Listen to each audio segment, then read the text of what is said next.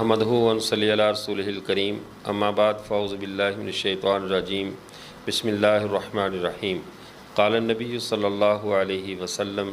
واللہ فی عون العبد ما دام العبد فی عون اخیہ او کما قال علیہ الصلاۃ والسلام۔ معزز سامعین، اس وقت ہمارے ملک عزیز پاکستان میں جس طرح سیلاب اور بارشوں کے ساتھ امت مسلمہ ہمارے بالخصوص پاکستان کے بلوچستان اور جنوبی پنجاب کے لوگ پریشان ہیں، اور یہ ایک ایسی آفت ہے، آسمانی اور زمینی آفت بن چکی ہے کہ جس نے لاکھوں لوگوں کو بے گھر کر دیا ہے۔ بہت سے لوگوں کی پوری زندگی کی جو متاع اور جمع پونجی تھی وہ پانی کی نظر ہو چکی ہے۔ اس وقت بحیثیت مجموعی اگر ہمارا بحیثیت قوم ضمیر مر نہیں چکا، اگر ہم میں انسانیت کسی بھی درجے میں زندہ ہے اور ہم اپنے ارد گرد اس سیلاب کی ہونے والی تباہ کاریوں پر نگاہ دوڑائیں تو روح فرسا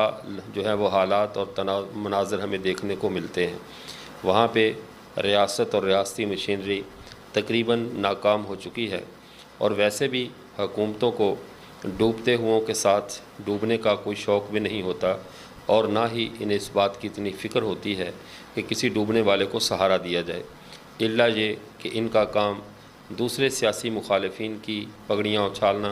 اور ان کی پکڑ دکڑ میں مشغول رہنا یہ ان کا پسندیدہ مشغلہ ہے۔ اس وقت جب کہ ہمارے ملک عزیز کے جو سیاسی جو لوگ ہیں انہوں نے اپنا ہی ایک اکھاڑا بنایا ہوا ہے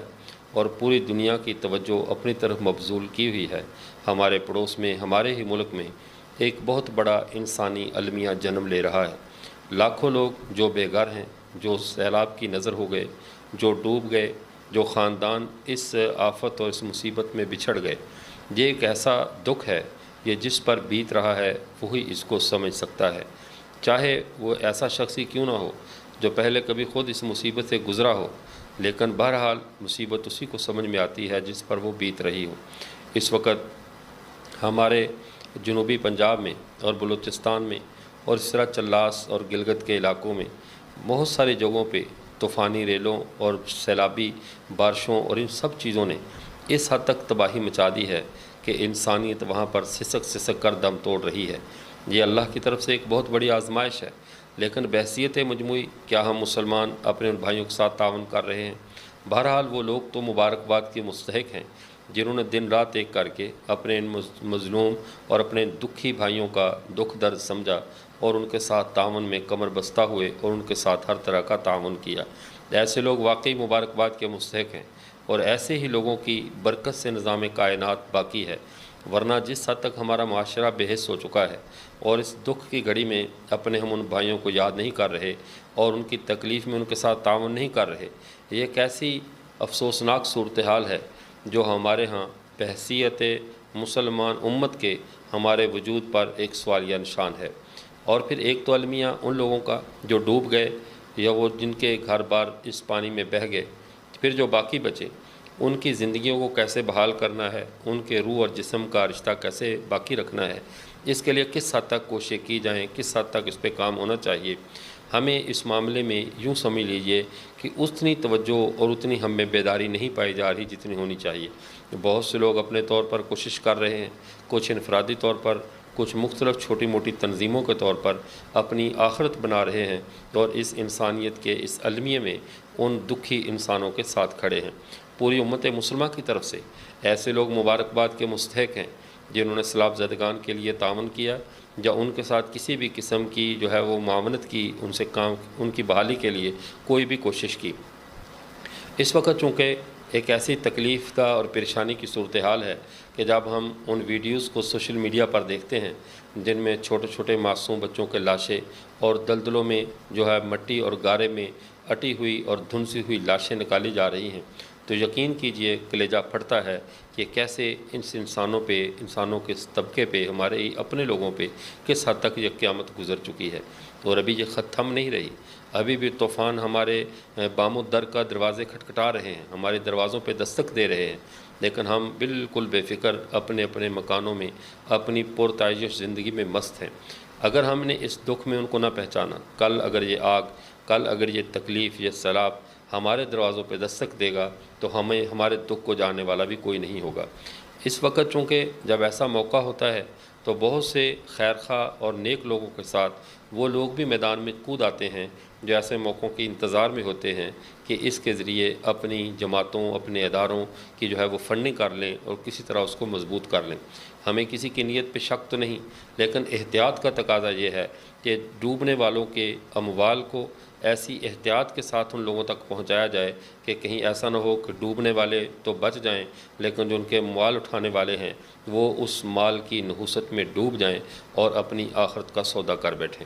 ہمارے بہت سے دوستوں نے، اکثر احباب نے ہم سے رابطہ کیا اور پوچھا کہ وہاں پہ تعاون کی کیا صورتحال ہے۔ تو چونکہ میں اپنی ذات کی حیثیت سے جانتا ہوں کہ میں ایسا کوئی حساب کتاب ایسے مالی طور پر نہیں رکھ سکتا اپنی مصروفیات کے باعث، حتیٰ کہ میں نے اپنے ادارے کا نظم بھی دارالعلوم ختم نبوت عارف والا کا اپنے طلباء کے حوالے کیا ہے کہ ایسا حساب کتاب میرے بس کا روگ نہیں ہے۔ لیکن بہت سے لوگ ایسے ہیں جن پر ہمیں بھرپور اعتماد ہے اور ہمارے متعلقین کے لیے ہم ان کا نام اس لیے پیش کر رہے ہیں کہ اگر وہ بھی ان کے ساتھ تعاون کریں اور وہ انسانوں کے اس جم غفیر کی زندگی کو بحال کرنے کی کوشش کریں اور آپ حضرات ان سے تعاون کرنا چاہیں تو یقیناً یہ بہت بڑی آپ کی بھی سعادت ہوگی اور ان دوستوں کی بھی سعادت ہوگی۔ ہمارے ان بااعتماد لوگوں میں سے جو سر فہرست ہیں، ہمارے شاگرد بھی ہیں اور ہمارے بہت اچھے بھائی اور دوست بھی ہیں، حضرت مولانا مفتی مصطفیٰ عزیز صاحب فیصل آباد السیرہ فاؤنڈیشن میں،